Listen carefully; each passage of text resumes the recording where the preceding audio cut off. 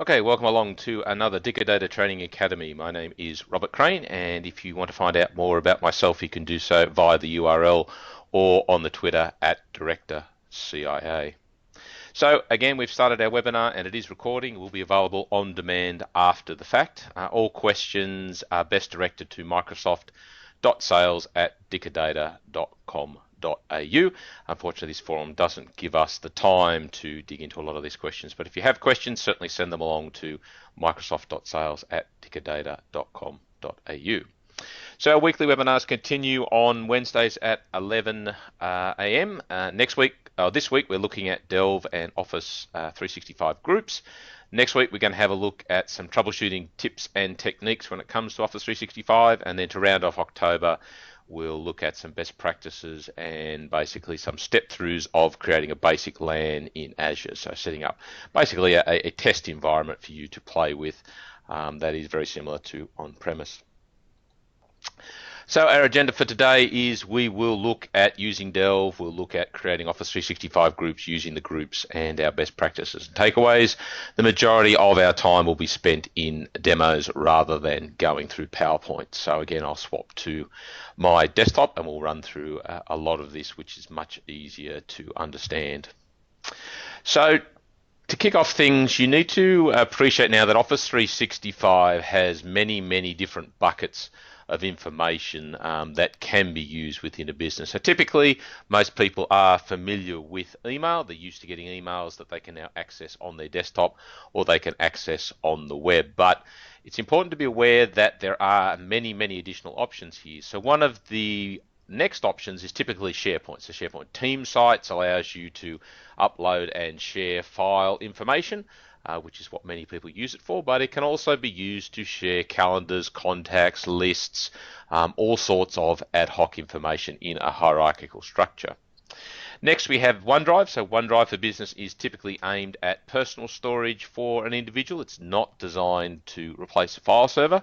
It's designed for a user to upload their documents that they're working on, maybe share them with somebody outside the organization, but it's typically aimed at a replacement to a user's home drive on their network.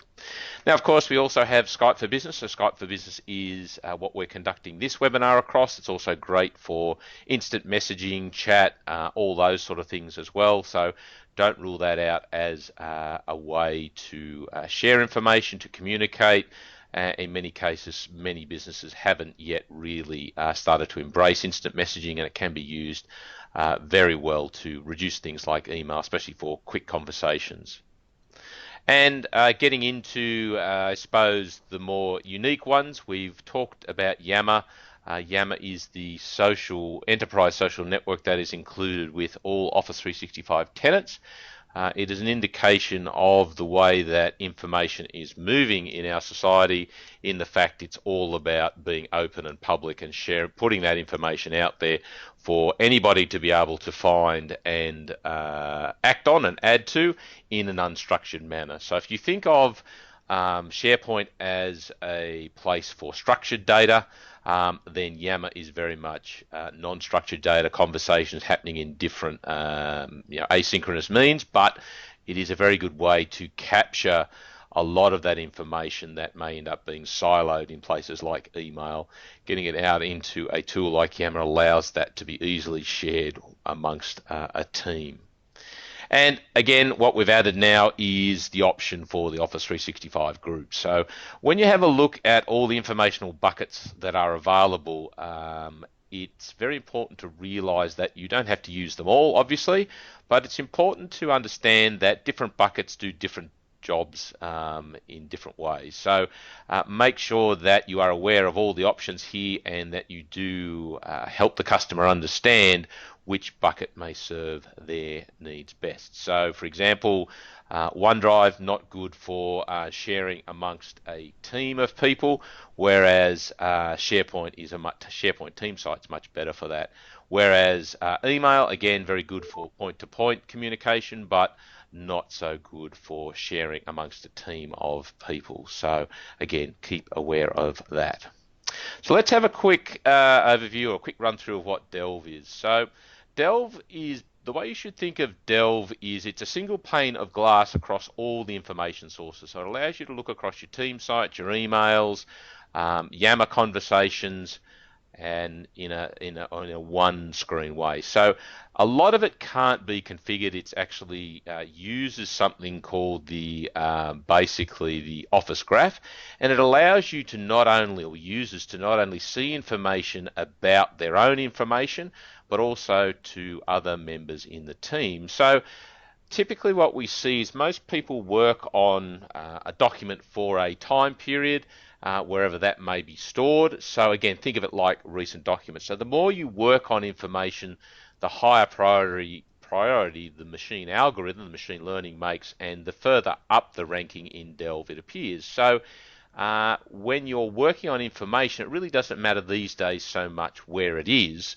It's just a matter of getting back to it. So Delve handles all that by looking at the interactions you have with the documents individually, but also, importantly, it looks at the interactions that other people have within the team. So if you're conversing with someone with email, and that person then starts working on a document that you may have visibility of, potentially, you don't know that they are working on it, but Delve will allow that to be surfaced and also make you aware of the information that others in your team are working on. So again, think of it as a machine learning basically prompting you, letting you know the information that other people you're interacting with, what they're working on. Now, all of this uses something called the Office Graph technology. So underneath all of Delve, the machine learning, is something called Office Graph. Now, Office Graph basically looks at the interactions you have with your own information, your files, your folders, your emails, Yammer conversations, but it also looks at the interactions you have with your team. So the emails that you send, the documents that you share, maybe the sites that you work on together, and it uses this to determine what is the interactions, what is the relationships, how strong they are, and then what information should be surfaced to you that you may not be seeing. Now, the good thing about Delve is that it relies on the machine learning to take care of all this. So there's not much that you need to do to configure this at all. But obviously some people like to be able to favor information, to pin it, I suppose, so they can always get back to it and know where it is. Microsoft have committed to recently to allowing users to be able to favorite an item. So basically what you can do, if you see an item in your Delve, you can go in and favorite that, and then there will be an area for favorites that you can then make sure that that pinned information is available to you. So because every day when you come back to your Delve, it's obviously going to potentially be in a different order, a different priority based on the machine learning. Using favorites, you can manually pin something or put a priority on something.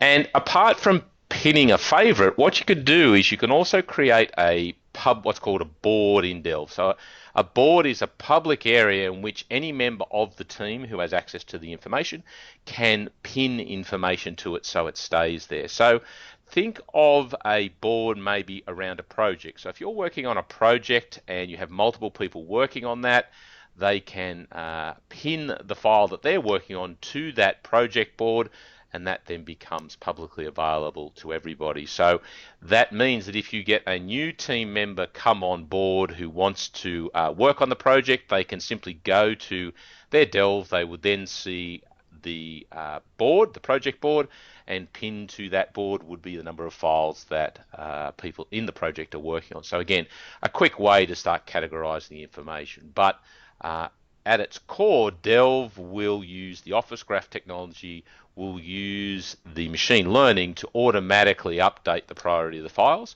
You can obviously favorite the files individually, or you can pin them to a board and make them available publicly to everybody who has access to those documents. Now, what is also now surfaced inside Delve is the profile information for each user. So it is possible within Office 365 for a user to go in and update their profile to include information about their work phone number, home phone number, skill set, contact information.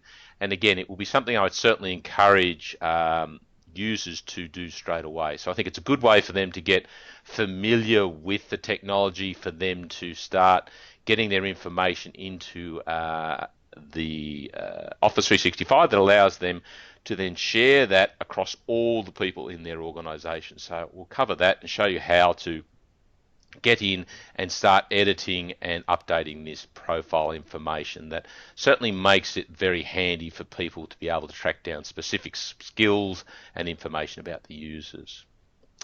Now, quick thing about Office 365 groups. Now, Office 365 groups are basically a cross between an email distribution group and OneDrive for Business.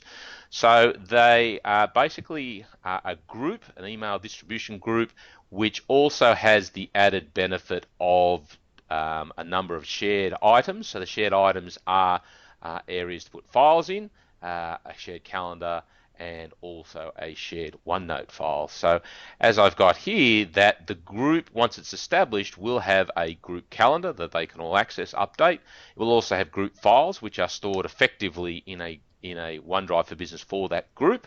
And they also get a shared OneNote file that they can all access and update information.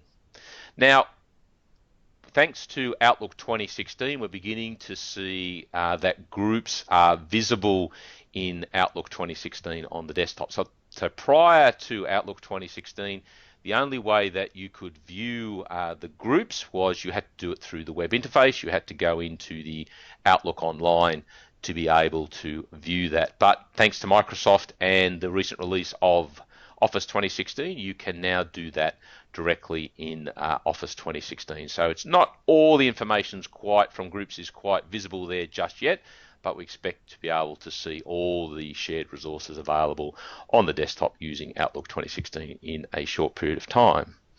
Now, one of the other things you can do with your Office 365 group is you can invite external users. So they don't necessarily just have to be within your tenant. You can also go in there and make some of that information available to others outside your organization. So again, a good way to share the information, but make sure that the intellectual property, the IP, stays totally within your business. The other big benefit here is the information, if it resides in Office 365, falls under the compliance and the searchability of the Office 365 tools.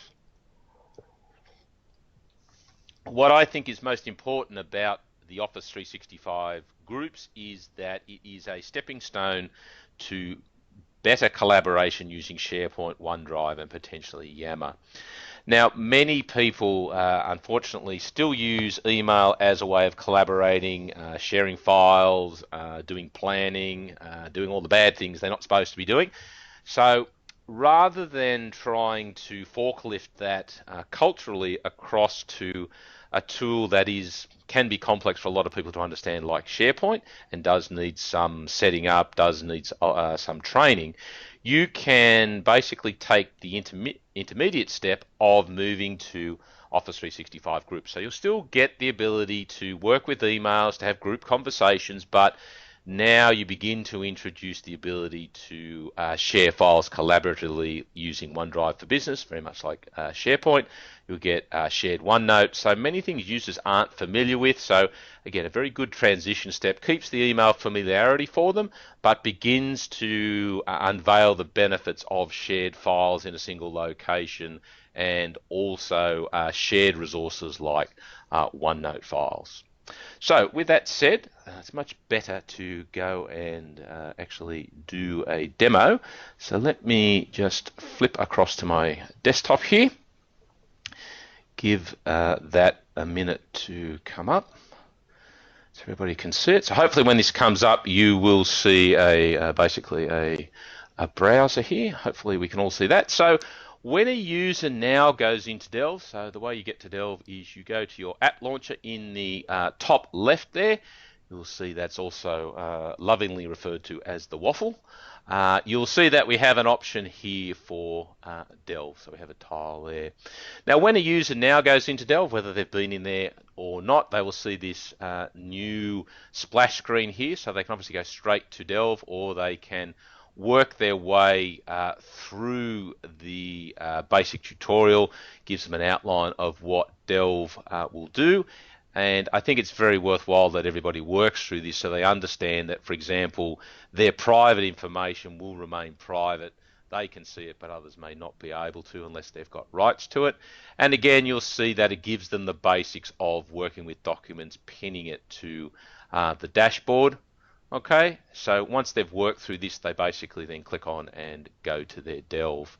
So we should see basically Delve on the screen here. What you'll see is that it is presented in a card style view here. So each item receives its own card, makes it a nice interface to work with and view. You'll see that up the top here, the first part of our card indicates basically who edited that document when it was edited. So in this case, I've logged in as Lewis Collins, but you'll see because the information that I created, Robert Crane, is publicly available, Lewis can see that information, this Office 365 Identity PDF, has been viewed a lot, and therefore it appears at the top of the list. So the more that people interact with documents and interact with others, you'll see that will get a higher priority. Underneath that, we get a preview of the actual information. So if I scroll down here, you'll see that, for example, here's a video, here's a different document. So you'll see that there's an indication here that this is a PDF document, Word document. We've also got videos here. Again, so you can see where the source is. Now, also what you'll see is here is that I have a hyperlink to the location of that information. So let's say, for example, that you're working on a tender document and you throw it into a SharePoint library or maybe OneDrive as you're running out the door, the last thing. Typically, come the next day, you would may have overlooked or not remembered where you've stored that information, but thanks to Delve, Delve will know that that is the most recent document you have been working on. It will surface that as a priority and allow you simply to click on that and bring that up. So this is why I'm talking about the important thing here about it being a single pane of glass. So rather than users coming in the morning and going into their emails, then going into their team site, then going into their OneDrive, then maybe going to Skype for Business, then coming back to their emails, they can certainly start and work with Delve to be that single pane of glass across all their conversations. Down here on the icons, we have the ability to send a link. So if we want to send a link to somebody else in email to link to this, we can do that. We can also click on the people icon here, and we can determine who has access to that information, whether they can read, write, or whatever. And I've also got the option here. The third option here is that I can now post this to Yammer. So in the aim of making information more public, the best practice is around putting the information maybe in the SharePoint team site where it can have version control, check-in, check-out, document management, all that sort of compliance. But the actual conversation, what should we do here? How do we do this? Who's done this edit? Why should this be updated? Can be conducted in Yammer. So the advantage is that you create a link to this item in Yammer. The conversation happens around that item in Yammer. And again, that means that the information, the conversation is public and the document still retains in a single location. Now down at the bottom here, you'll see that we have this option here to add it to a board. So I can go in here and create a new board and then pin that to the board. But as you see over here, I have a board already created called Project X. There's nothing there, right? So if I go back to me and go back to, for example, here, and then let's add this to a board. So if I put this into Project X, hopefully there's a space there, enter. So that will now add that to the project board. If I go into project board, obviously it hasn't updated yet, but you'll see that then appear there. Now, not only can I access my own information, right, so these are the files that are relevant specifically to me because I've gone into the Me option here.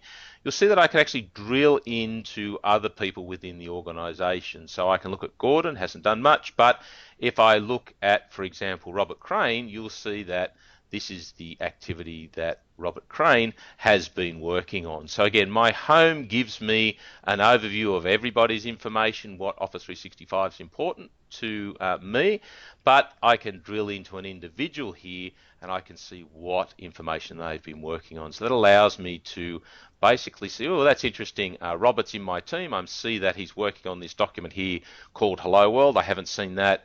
Maybe I should go in and work on that. So again, that's the advantage that will give you, is you can look across all the information for people that you interact with every day. Now, the information that is displayed is controlled by the permission. So you can't see anything that you wouldn't have access to normally. So if there's an attachment in an email and that's not shared with anybody else, well, then you certainly won't be able to, others won't be able to view it. You'll also see down here that we get an indication of how many people have viewed this information. So obviously the more that you interact with this information, the more that it will basically retain a priority.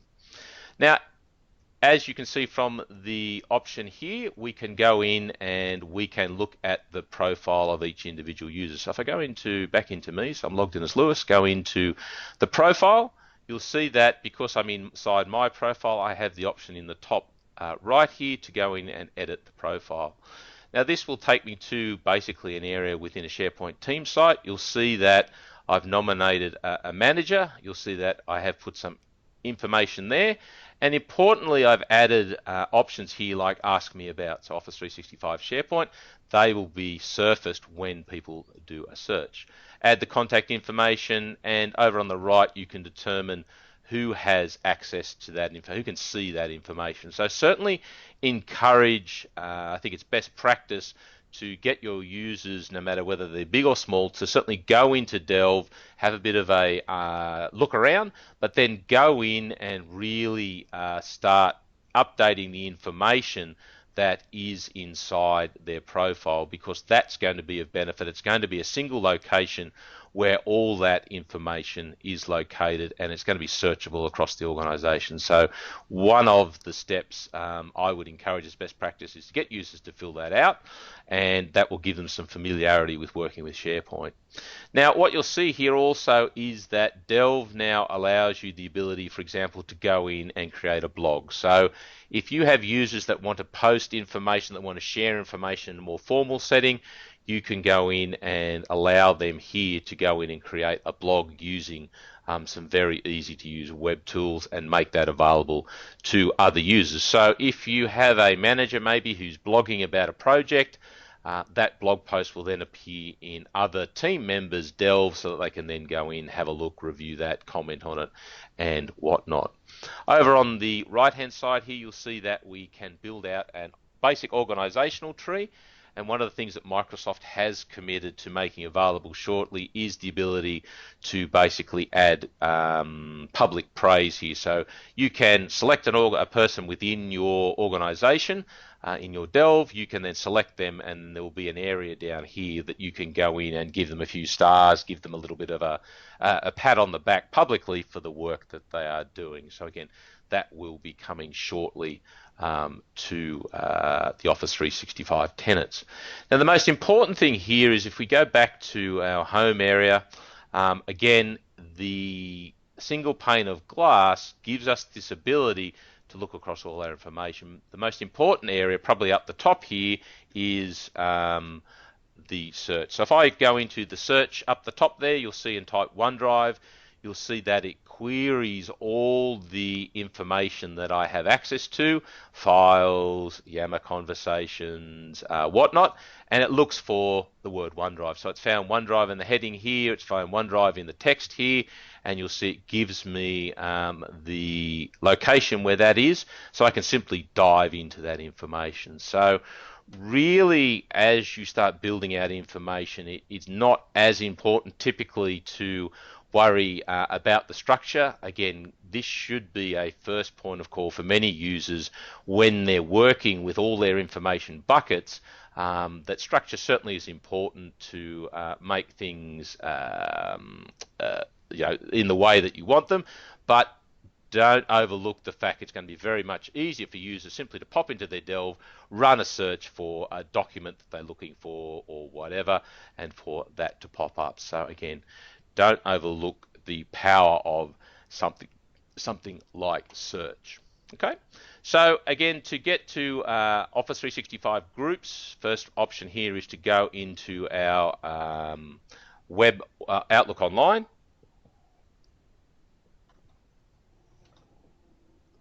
When we do, we will find an option, excuse me, down the bottom here, hopefully under groups. Okay, so let's just, there it is, just loading, taking a sec.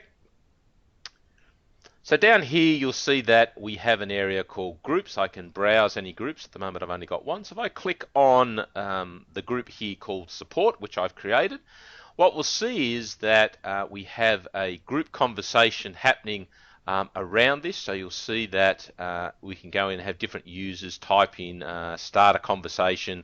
We can have a reply. So again, as I mentioned, very much like a standard email thread. Up the top here, you'll see that we have the ability now to add and upload files for this group that all group members can now access and synchronize to their desktop or work with or view. So as you can see, this file arrangement basically is very much like a OneDrive for Business. So as I mentioned, think of an Office 365 group as basically a hybrid between an email distribution group and a OneDrive for Business. But not only have we got access to files, you'll see that we have a group calendar. Okay, so this can be, again, very handy for users to be able to schedule group events. They can all have access to the calendar. You'll see that they can obviously view their own calendar, which is in blue in this case for Lewis Collins, and the support calendar here is in a different color for any items that appear. Not only that, we also have the ability, if we hit the ellipse, the three dots here, we can go in and we can access a shared notebook. So again, every group, Office 365 group, has access to a shared OneNote file. So the idea here is that we're looking to improve collaboration and move it away from basically continually siloing information inside emails, duplicating it, filling up inboxes.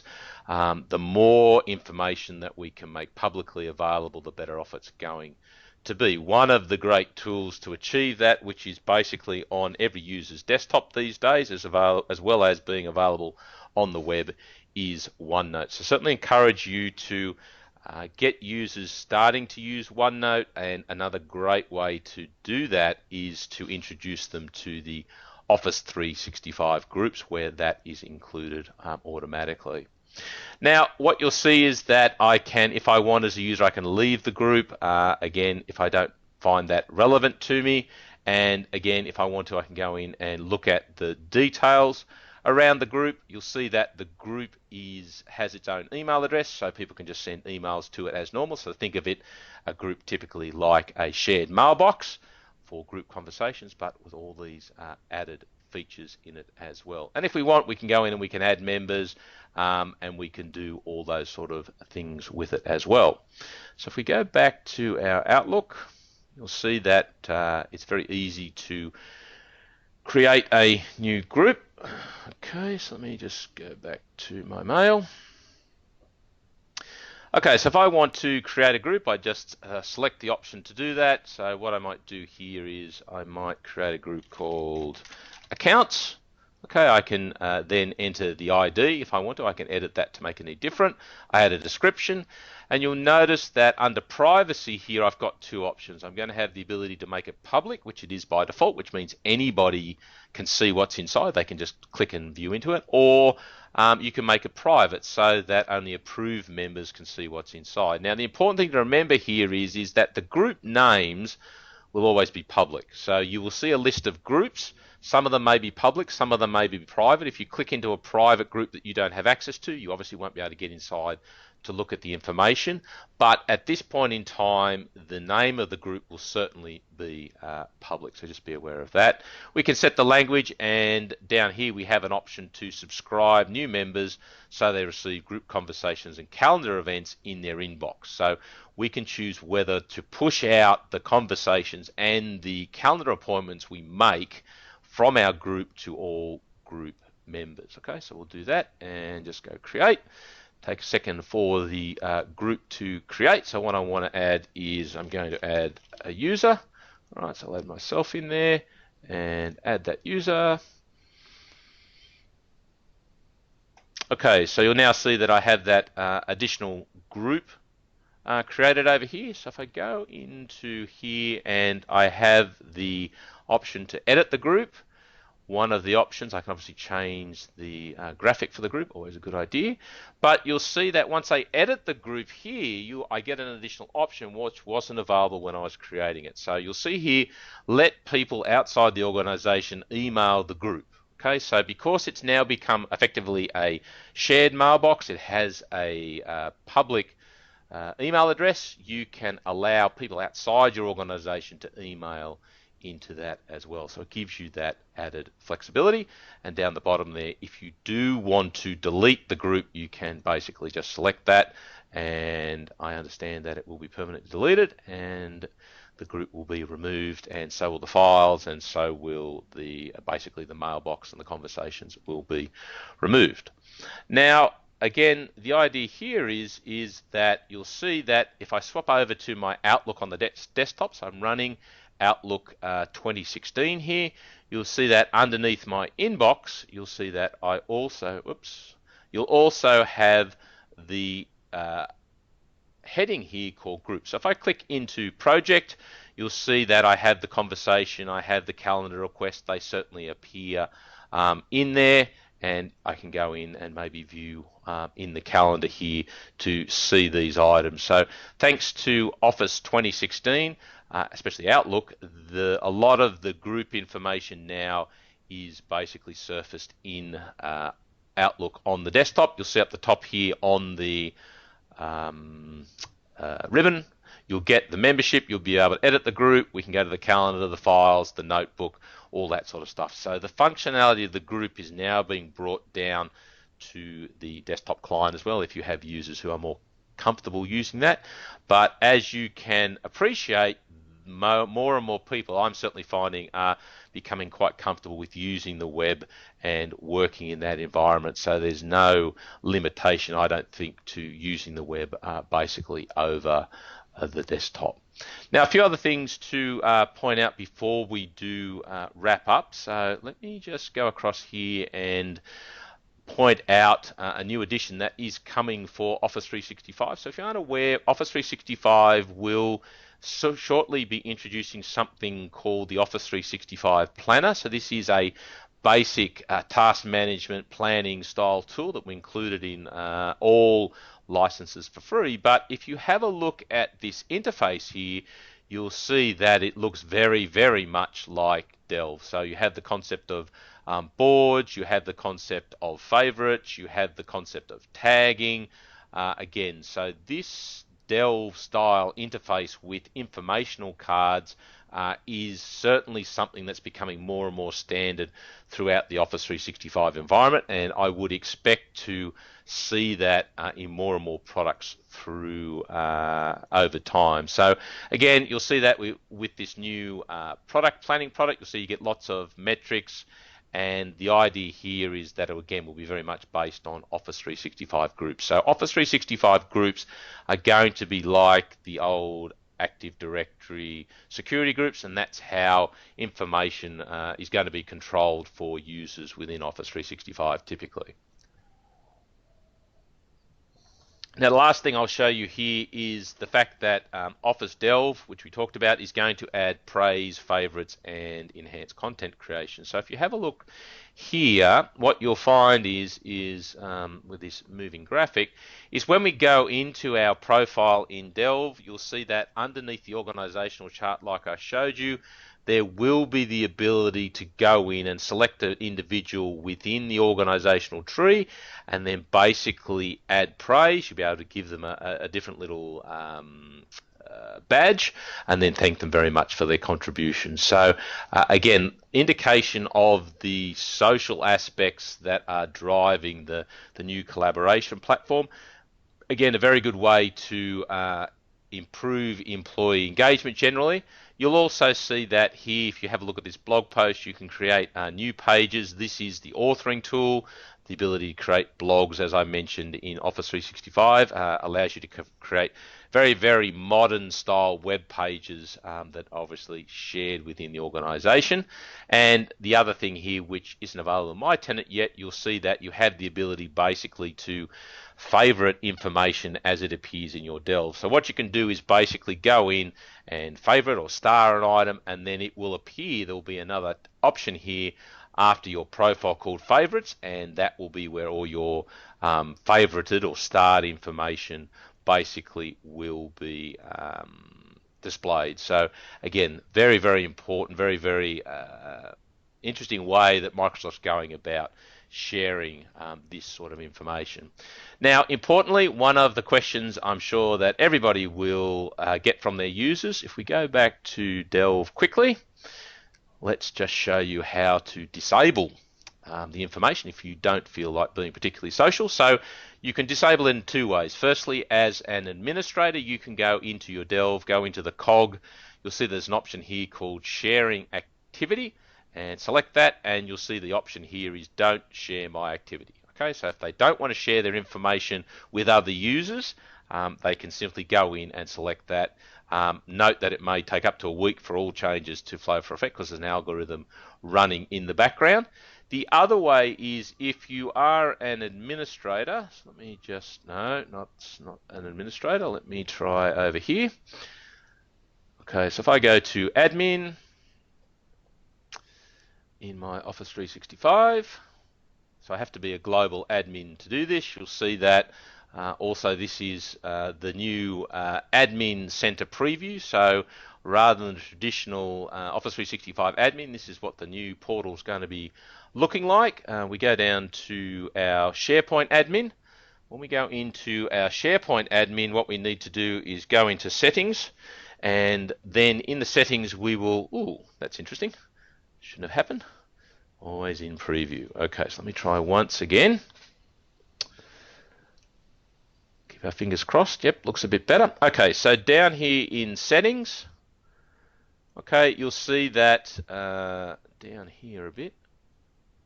Okay, so under the option here called Office Graph, okay, if you want to, as an administrator, you can turn off access to Office Graph. Now, by selecting that option, you're going to turn it off for every single user in the tenant.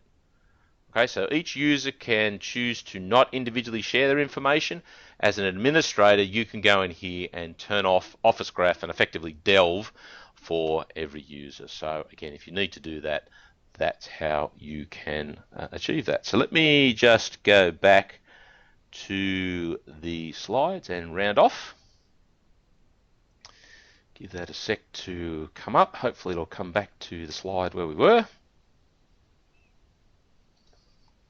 Yes, that's great. Okay, so right, next slide. Okay, so some best practices to finish off with. I would be promoting Delve as the single pane of glass, the place that users should go to in their Office 365, rather than popping in and out of, like from their emails to their OneDrive to their SharePoint team sites, rather than popping all over the place. Use Delve as the central place to start looking for information.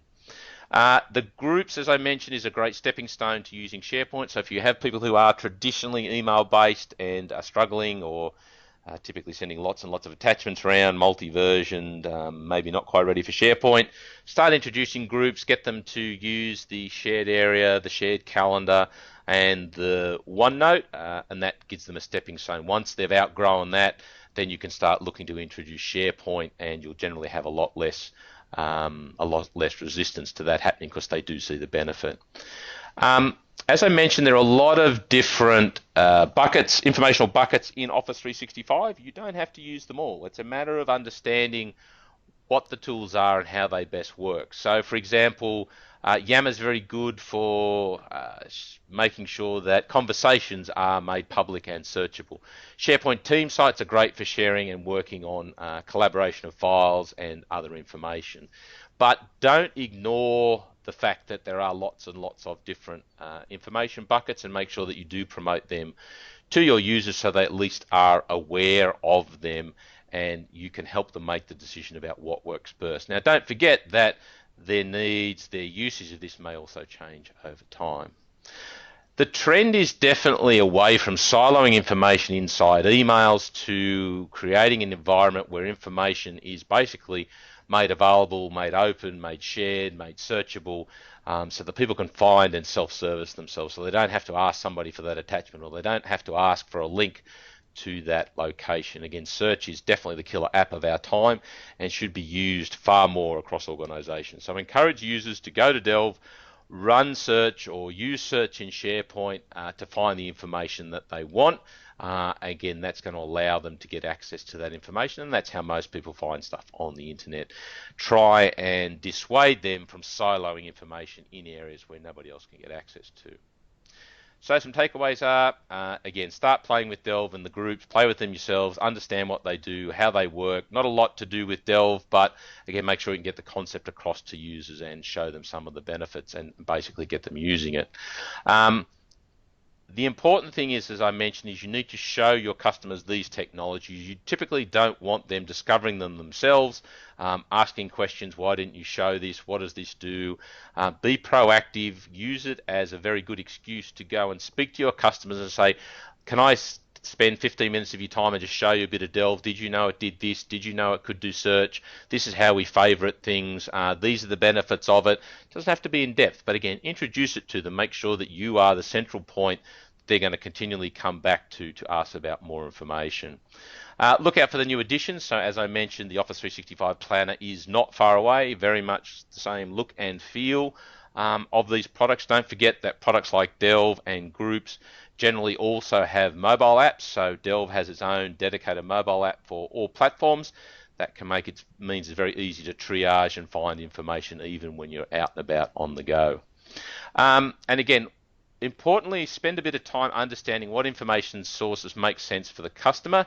But as I mentioned before, don't get locked into these as the be-all and end-all forever, because as more and more millennials come into the workforce, their expectation is that tools to get their job done will be more social. The information and their ability to share that information will become more public. So again, these tools are certainly speaking to that. Microsoft obviously devotes a lot of time, effort and energy into making sure that it has the tools now and into the future. So even if your customer is very locked into using emails, don't be shy of introducing it and understand and showing them the benefits, and certainly encourage you to look at using those information sources yourself within your own Office 365 demo tenant. So some resources around Delve. The slides will be available after the fact, so no need to worry about jotting everything down. Some more resources about the Office 365 groups, plenty of great videos on YouTube to help you understand and also help customers understand what's going on. Now, as we round off, again, appreciate if you could just take a moment and complete the poll for me. Just let me know what state your business is from so we can make sure that we record that for our metrics. Just take a minute to do that. Really appreciate if you could fill that in. I hope that you're getting value from these webinars. Remember that you can always let us know, or let Dicker know, what you want to see, what you want to talk about, what needs to be covered, good, bad, indifferent. It's all about getting the right information across to you. Okay, so it looks as though we're just about finished there. Great, thank you very much. Really appreciate taking the moment to do that. Let's just swap back to the slides and we'll finish off our webinar for today. And it's flopped back right to the start, so just let me get back to the end. Okay, so remember that if you have any questions, queries, feedback, comments, please contact one of the people on the screen here directly, or for the general email, go to microsoft.sales@dickerdata.com. office.com.au. Remember, our session is recorded, will be placed up on the YouTube for you to review or for anybody else in your business to do that. And to finish off, again, thank you very much for attending. I know it's time out of your day. I hope you've got value out of it. Next week, we'll look at some basic troubleshooting in Office 365. And then to finish off October, we'll look at doing some basic LAN creation in Azure. As always, again, microsoft.sales@dicadata.com.au. If you need to get in contact with me, you can do so via email, director@ciaops.com. Once again, thank you very much for attending.